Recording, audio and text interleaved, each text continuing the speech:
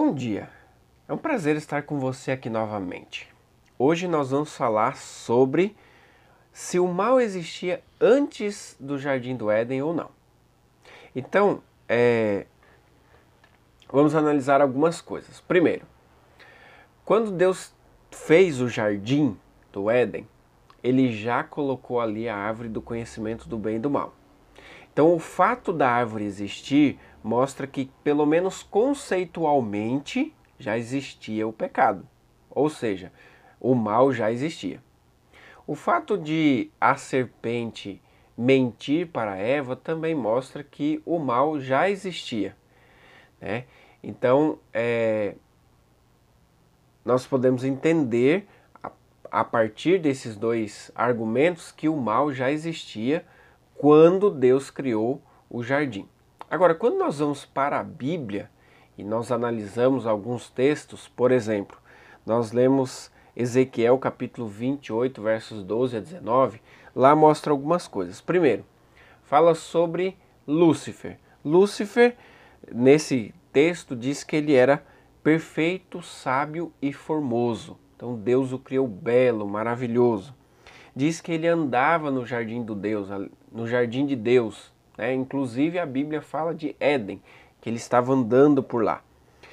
E o terceiro é que ele era um querubim da guarda, ou seja, ele era o anjo, e Ellen White diz que ele era o anjo que estava na presença de Deus. Era o anjo mais exaltado, o líder de todos os anjos, era aquele que comandava os demais anjos. Vamos dizer assim que ele era um general de Deus. Então ele estava na presença de Deus. Quando você lê Êxodo, lá no capítulo 25, diz, ali está mostrando como que era para construir o propiciatório, que era o local que representava o trono de Deus lá no santuário. E que era para colocar dois anjos, e lá chama de anjos querubins ou querubins cobridores, voltados para, olhando os dois, um para o centro e olhando para baixo, para o propiciatório, com as suas asas estendidas cobrindo o propiciatório. Então, isso mostra que ele estava na presença de Deus, que ele adorava a Deus ali na sua presença, né? E o que aconteceu então? Lá diz que ele se elevou o coração.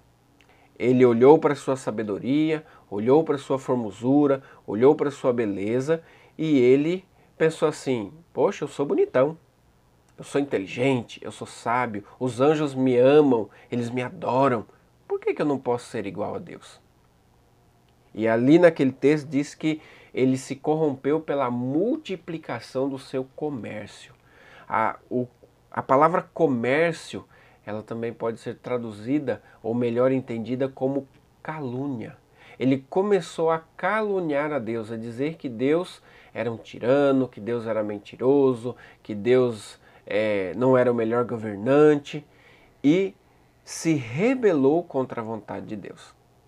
Lá em Isaías, no capítulo 14, versos 12 a 15, que é um complemento desse texto, diz também que ele chegou a pensar assim: eu subirei, eu vou estabelecer o meu trono lá nas extremidades do norte, eu subirei acima das estrelas do céu, exaltarei o meu trono e serei semelhante ao Altíssimo. O objetivo, a vontade de Lúcifer era de ser igual a Deus. A sua beleza, a sua sabedoria, o seu status, como diz aqui, né? Como diz aquele ditado, subiu para a cabeça de Lúcifer. E Lúcifer decidiu que ele queria ser igual a Deus, receber as mesmas honras e as mesmas glórias de Deus. E aí, Apocalipse, no capítulo 12, verso 7, diz que houve guerra no céu.